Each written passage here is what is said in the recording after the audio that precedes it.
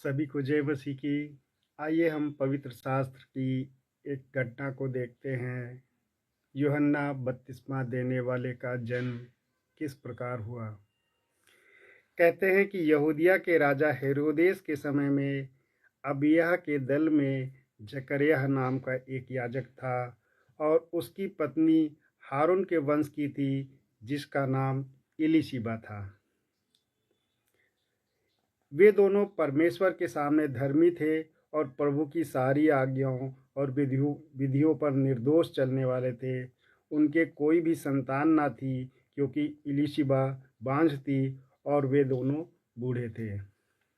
हम यहाँ पर जकर्याह के जीवन से अगर देखते हैं तो जकर्याह एक याजक है जो परमेश्वर के भवन में अपनी बारी आने पर परमेश्वर को भेंट चढ़ाने के लिए जाता था। और उसकी एक पत्नी थी इलीशिबा, जो कि बांझ थी, जिसके कोई संतान नहीं थी, और वे दोनों बहुत बूढ़े हो गए थे। बूढ़े होने का मतलब है उनकी उम्र 60 साल से ऊपर ही की होगी कि उनको कोई संतान ना थी। तो कहते हैं कि जब एक बार अपने दल की पारी पर परमेश्वर के सामने याजक का काम करने के लिए जकर्याह के नाम की चिट्ठी निकली कि वो प्रभु के मंदिर में जाकर धूप जलाए, तो कहते हैं कि धूप जलाने के समय लोगों की सारी मंडली बाहर प्रार्थना कर रही थी।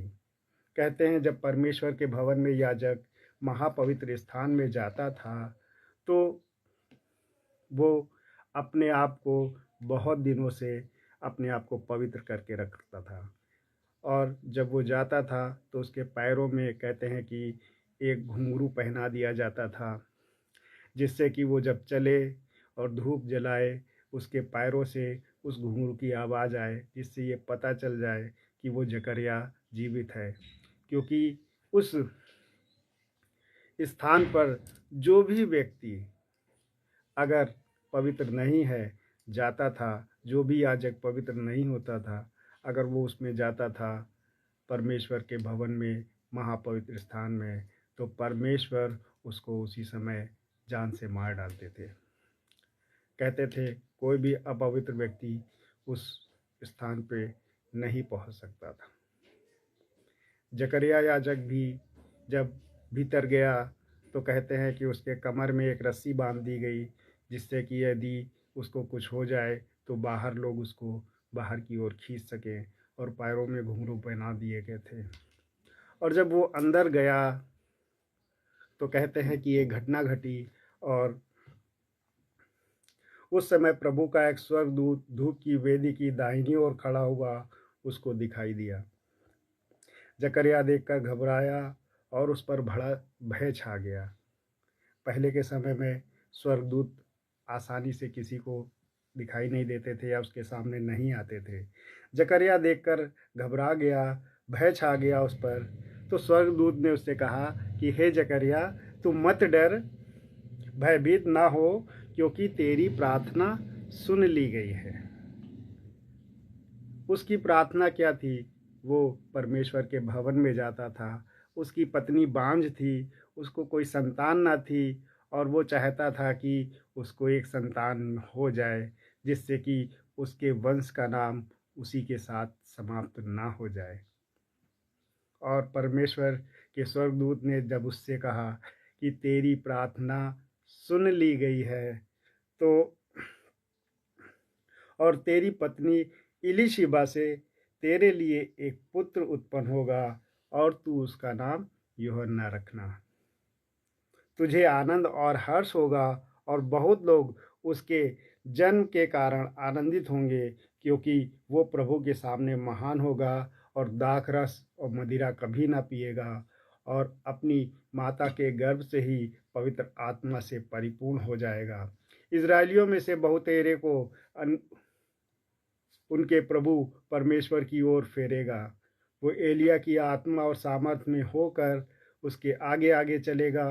पितरों का मन बाल बच्चों की ओर फेर दे, और आज्ञा ना मानने वालों को धर्मियों की समझ पर लगा दे, और प्रभु के लिए एक योग्य प्रजा तैयार करे। स्वर्गदूत ने उससे यूहन्ना के बारे में इन सब बातों को बताया। जकरिया के हृदय में एक दुविधा थी, एक शंका थी कि ये स्वर्गदूत जो कह रहा है वो किस प्रकार पूरा होगा। कई बार हमारे जीवन में परमेश्वर या कोई हमारा परमेश्वर का दास, हमारा अगुआ हमारे लिए जब कोई बात को कहता है तो हम अपनी परिस्थितियों को देखकर सोचने लगते हैं कि ये हमारे जीवन में किस प्रकार पूरा होगा, किस तरह से पूरा होगा, क्योंकि हमारी परिस्थिति तो ये है।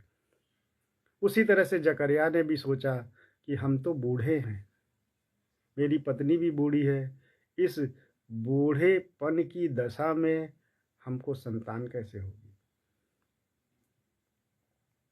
जकरिया ने स्वर्गदूत से पूछा, ये मैं कैसे जानूं, क्योंकि मैं तो बूढ़ा हूँ और मेरी पत्नी भी बूढ़ी हो गई है। स्वर्गदूत ने उसको उत्तर दिया, मैं जिब्राइल हूँ जो परमेश्वर के सामने खड़ा रहता हूँ, और मैं तुझसे बातें करने और तुझे वो सुसमाचार सुनाने को भेजा गया हूँ। देख, जिस दिन तक ये बातें पूरी ना हो उस दिन तक तू मौन रहेगा। ऐसा स्वर्गदूत ने क्यों कहा कि तू मौन रहेगा? मौन रहने का मतलब है कि जकरिया उसी क्षण से गूंगा हो गया। जकरिया ने परमेश्वर के स्वर्गदूत पर अविश्वास किया। कई बार हम अपनी जीभ से, क्योंकि हमारी जीभ के वश में जीवन और मृत्यु दोनों है। राजा सुलेमान नीति वचन में कहता है कि जीभ के वश में जीवन और मृत्यु दोनों है, और जो उसको काम में लाना जानता है वो सुख भोगेगा। तो जकरिया के मन में ये आया कि कैसे होगा ये, हम तो बूढ़े हैं और इस बूढ़ेपन में मेरी पत्नी क्या माँ बनेगी। और दूसरी बात, उसको परमेश्वर की बात पर भरोसा ना हुआ। वो एक याजक था, महापवित्र स्थान में जाकर धूप वेदी जलाने वाला पवित्र व्यक्ति था, उसने भरोसा ना किया।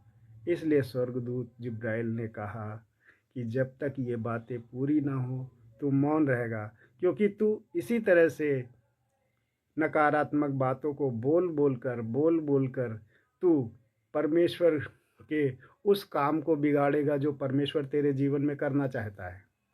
इसी तरह से कई बार होता है प्रियो, परमेश्वर हमारे जीवन में कार्य करना चाहते हैं, लेकिन हम निगेटिव बातों को, नकारात्मक बातों को बोलते रहते हैं। कैसे होगा प्रभु, हम तो गरीब हैं। परमेश्वर कहता है मैं तुमको धन की आशीष दूंगा, मैं तुम्हारे भंडार भरूंगा, मैं तुम्हारा चरवाहा हूँ, तुम्हें कोई घटी कमी नहीं होगी। लेकिन हम नकारात्मक बातों को बोल बोल कर अपने लिए कहते हैं कि आशीषों की जगह कुछ और ही बटोर लेते हैं। इसीलिए कहते हैं कि हमको अपने मुख से कोई भी नकारात्मक बात को नहीं बोलना है। यहोवा मेरा चरवाहा है, मुझे कोई घटी कमी नहीं होगी। परमेश्वर ने कहा है कि मैं जब चिड़ियों को खिलाता हूँ, आकाश के पक्षियों को खिलाता हूँ, तुमको क्यों ना खिलाऊंगा। तुम्हारा इतना सुंदर शरीर बनाया, तुमको वस्त्र क्यों ना पहनाऊंगा। रहने के लिए तुझको घर क्यों ना दूंगा, और तुम्हारी आवश्यकता की हर उस चीज़ को मैं क्यों ना दूंगा जो तुमको आवश्यक है। लेकिन हम विश्वास नहीं करते हैं। परमेश्वर हमसे कह रहा है कि मैं तुमको अपने कार्यों के लिए, अपनी सेवा के लिए मैंने तुमको अपनी बुलाहट दी है, मैंने तुमको चुना है। लेकिन हम सोचते हैं कैसे होगा, कैसे पूरा होगा परमेश्वर, किस तरह से ये बातें पूरी होंगी, और हम हमेशा नकारात्मक बातों को बोलते हैं। परमेश्वर ने मेरे जीवन में भी कई बातों को ऐसे ही बोला है कि जो मेरे जीवन में आगे पूरी होंगी। मैं भी सोचता हूँ कई बार कैसे होगा परमेश्वर, आप कैसे यूज करेंगे परमेश्वर। लेकिन हमको क्या करना है, हमको भी परमेश्वर ने अपनी संतान कहलाने का अधिकारी दिया है, अधिकारी बनाया है। हमें एक याजक पद दिया है, पवित्र समाज में उठने बैठने का स्थान दिया है, पवित्र बनाया है। परमेश्वर ने कहा मैं तुम्हारे जीवन में भी बड़े बड़े कार्य करूँगा, तू विश्वास कर। और हमको परमेश्वर से प्रार्थना करनी है, प्रार्थना करनी है ये कि परमेश्वर को अपने आप को प्रतिदिन समर्पित करना है और परमेश्वर से कहना है कि परमेश्वर तू मुझको यूज़ कर अपनी सेवा के लिए, अपने कार्यों के लिए। जिस तरह से तूने अपने 12 चेलों को यूज़ किया था अपनी सेवा करने के लिए, अपनी महाआज्ञा पूरी करने के लिए, प्रभु मुझको भी यूज़ कर ले तू, उसी प्रकार से जिस तरह से तूने अपने चेलों को यूज़ किया। मैं अपने जीवन को समर्पित करता हूँ परमेश्वर। परमेश्वर को अपने आप को प्रतिदिन समर्पित करिए। परमेश्वर जैसे चाहेगा वैसे यूज़ कर लेगा। लेकिन हम समर्पित कहाँ करते हैं? हम तो अपने शरीर पर खुद ही अधिकार किए रहते हैं। अपने शरीर को, अपनी आत्मिक जीवन को अपने अनुसार चलाने की कोशिश करते हैं, परमेश्वर को चलाने नहीं देते हैं।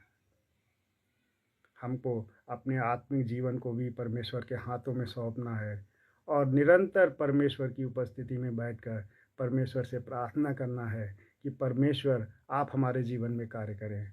हमको वो लोगों को दे जिनको आपने मेरे लिए रखा है। परमेश्वर मुझको उस दरवाजे पर ले जा जिस दरवाजे को तूने मेरे लिए बना के रखा है कि वो दरवाज़ा मेरे लिए खोला जाए। हमको निरंतर परमेश्वर से प्रार्थना करनी है। अपनी जीभ से किसी भी नकारात्मक बात को नहीं बोलना है। जब हम इस तरह से करेंगे, चाहे वो हमारे जीवन की कोई परिस्थिति हो, कोई बीमारी हो, बीमारी को भी अगर ठीक नहीं हो रही है तब भी कहना है ठीक हो गई है। प्रतिदिन कहना ठीक हो गई है। यीशु के कोड़े खाने से हम चंगे हो चुके हैं, क्योंकि उसने इसीलिए कोड़े खाए थे कि हम चंगे रहें। इसीलिए उसने लहू बहाया है कि हम छुटकारा पा जाएं, हम उसके लहू के द्वारा शुद्ध किए जाएं, हर एक पाप से आज़ाद हो जाएं। लेकिन हम प्रभु पर भरोसा नहीं करते हैं। हम अपने शरीर पर, अपनी क्षमता पर, अपनी ताकत पर भरोसा करते हैं। इसीलिए जिब्राइल स्वर्गदूत ने जकरिया को कहा कि तू तब तक मौन रहेगा और बोल ना सकेगा, इसलिए कि तूने मेरी बातों की जो आग अपने समय पर पूरी होंगी प्रतीति ना की है। लोग जकरिया की बाहर बाट जो रहे थे और अचंबा करने लगे कि उसे मंदिर में इतनी देर क्यों लगी। जब वो बाहर आया तो उनसे बोल ना सका, अतः उसके न बोलने के कारण वे जान गए कि उसने मंदिर में कोई दर्शन पाया है और वो गूंगा रह गया। और कहते हैं कि उस समय उसकी जब सेवा के दिन पूरे हुए तो वो अपने घर चला गया। और इन दोनों के बाद उसकी पत्नी एलीशबा गर्भवती हुई और 5 महीने तक अपने आप को ये कहकर छिपाए रखा कि मनुष्यों में मेरा अपमान दूर करने के लिए प्रभु ने इन दिनों में कृपा दृष्टि करके मेरे लिए ऐसा किया है। एलीशबा ने 5 महीनों तक अपनी बात को गुप्त छुपाए रखा और परमेश्वर ने उसके जीवन में कितना बड़ा काम किया कि उसको एक मरी हुई दशा में, एक बूढ़ी पन की दशा में परमेश्वर ने उसको संतान दिया, उसको गर्भवती होने का आशीष दिया। परमेश्वर बहुत भला है, उसके कार्य अद्भुत आश्चर्य भरे हैं। हम भरोसा तो करें, विश्वास तो करें, परमेश्वर सब कुछ करने में सक्षम है। बीमारी क्या, सब कुछ परमेश्वर दूर कर सकता है। उसने आपको, हमको, सारी सृष्टि को बनाया, वो बदलने की ताकत रखता है। हम भरोसा तो करें, हम भरोसा ही नहीं करते हैं परमेश्वर पर और अपने विश्वास को संसार में टटोलते रहते हैं, खोजते रहते हैं। परमेश्वर पर भरोसा रखें और उसकी बाट जो है, कहते हैं जो उसकी बाट जोते हैं वो कभी निराश ना होंगे। जो उसकी बाट जोते हैं वो आनंद के दिनों को देखेंगे और जो उसकी बाट जोते हैं वो ज़रूर स्वर्ग जाएंगे। कहते हैं जो अंत तक धीरज धरे रहेगा वही परमेश्वर के राज्य को देखेगा। परमेश्वर का वचन ये कहता है। धीरज रखें, संयम रखें, परमेश्वर ज़रूर आपको अपने साथ जब वो आएगा तो ले जाएगा स्वर्ग में और हम उस परमेश्वर के साथ नीले आकाश के पार पे रहेंगे। सभी को जय मसीह की।